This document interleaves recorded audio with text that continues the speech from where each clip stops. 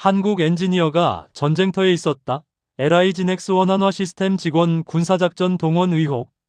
오프닝. UAE 두바이 야경 위로 미사일 궤적 영상. 2026년 3월 초. 아랍에미리트 두바이. 밤하늘에 미사일이 날아옵니다. 이란의 반경 미사일이에요. 그 순간 UAE 군부대 안에 한국 사람들이 있었습니다. 방산업체 직원들. 파병 군인이 아니에요. 전투 훈련을 받은 것도 아니에요. 그냥 무기 교육하러 출장 온 대한민국 민간인들이었어요.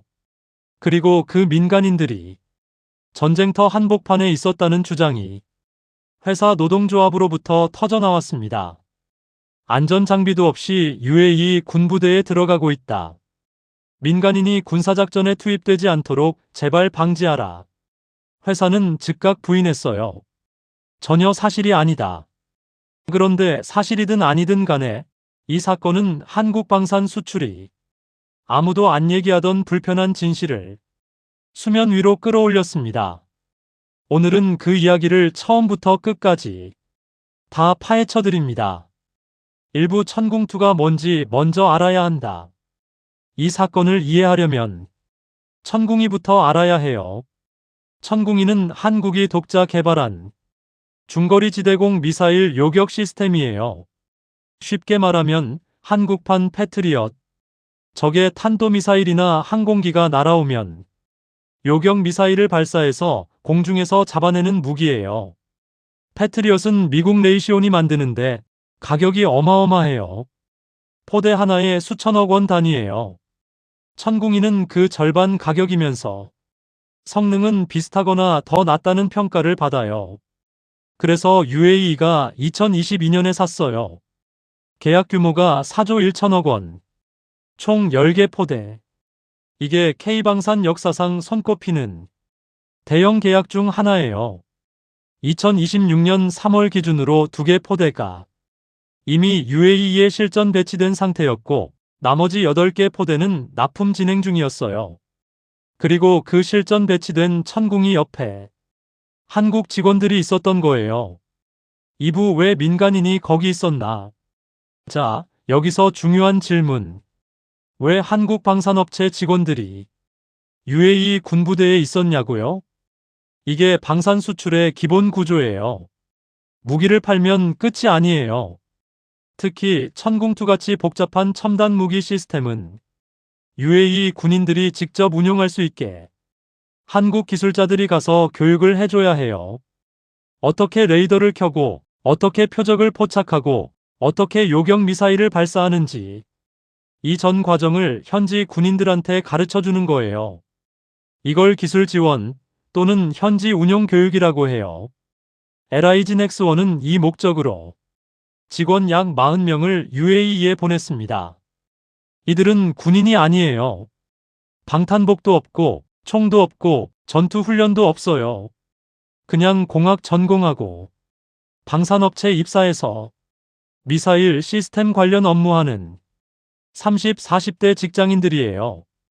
이 사람들이 UAE 군부대 안에서 현지 군인들 교육하던 중에 전쟁이 터진 겁니다. 3부 그날 밤 무슨 일이 있었나? 2026년 2월 28일 미국과 이스라엘이 이란을 전격 공습합니다. 이란은 즉각 반격에 나섰어요. 하메네이가 암살됐지만 혁명 수비대는 살아있었고 드론과 미사일을 중동 전역에 뿌렸습니다. UAE도 공격 대상에 포함됐어요. 두바이 인근에 미사일 파편 또는 오폭에 의한 폭발이 발생했고 SNS에는 두바이 밤하늘에 불빛이 번쩍이는 영상이 퍼졌습니다.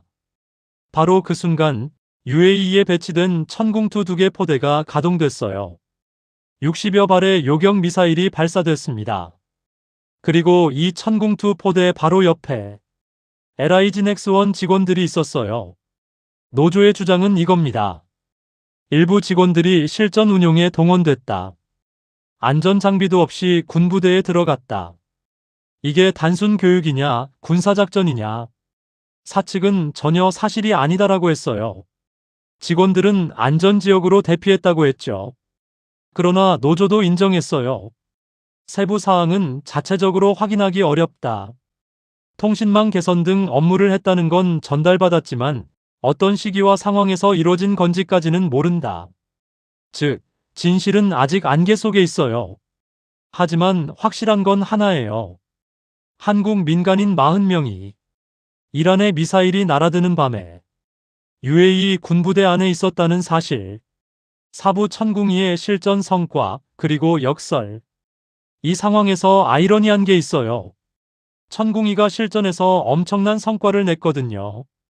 패트리엇, 이스라엘제 에로우와 함께 이란의 미사일과 드론을 방어했는데 격추율이 매우 높았다는 평가가 나왔어요. K방산 역사상 최초의 실전 검증. 이게 얼마나 대단한 일이냐면 어떤 무기든 실전에서 검증받는 순간 그 가치가 완전히 달라져요. 시험 발사에서 성공한 것과 진짜 전쟁에서 적 미사일을 격추한 건 다른 차원의 이야기거든요. 그 결과 UAE는 추가 도입을 긴급 요청했어요. 심지어 한국군이 운용 중인 물량 대여까지 타진했습니다. 수출 잔고가 26조 원인 LIG 넥스원에 추가 수주 가능성이 생긴 거예요. 방산업계에서 난리가 났죠. 천궁이가 세계 시장 판도를 바꿀 것이다. 패트리엇 절반 가격에 더 나은 성능.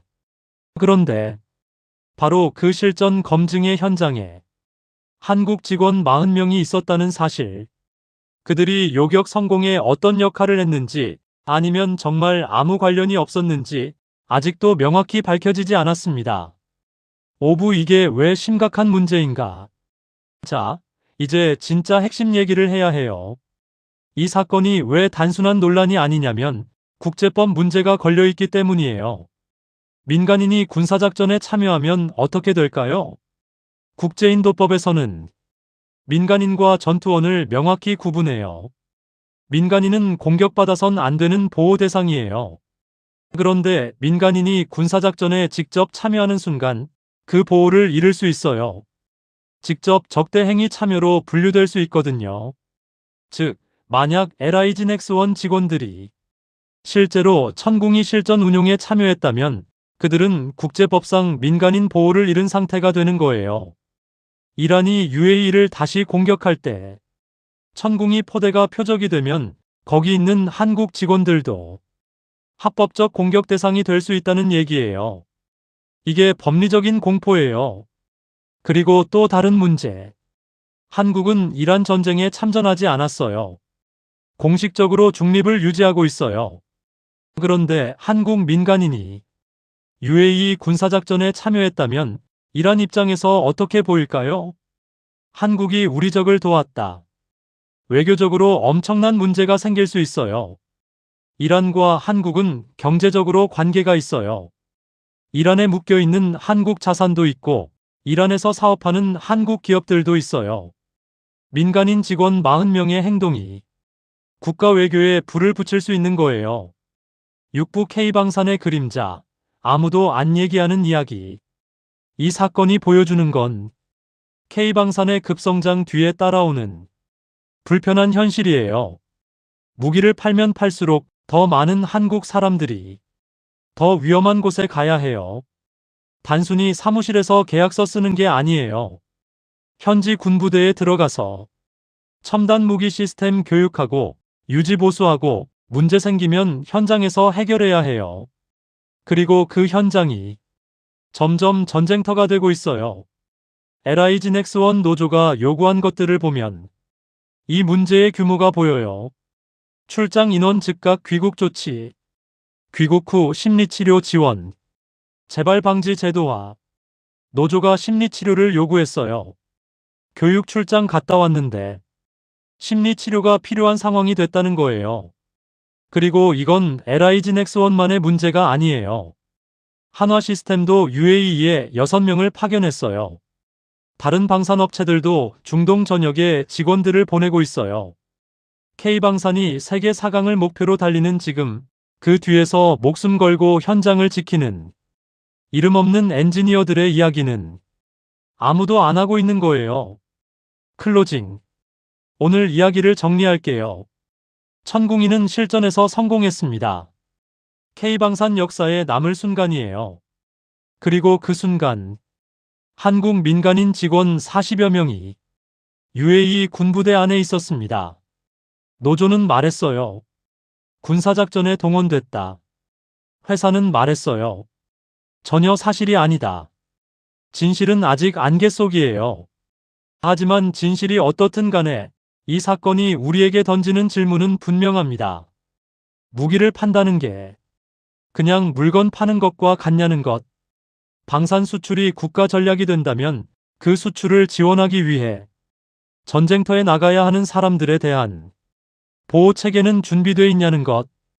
K방산이 세계 시장을 향해 달리는 지금 우리가 함께 생각해 봐야 할 이야기입니다.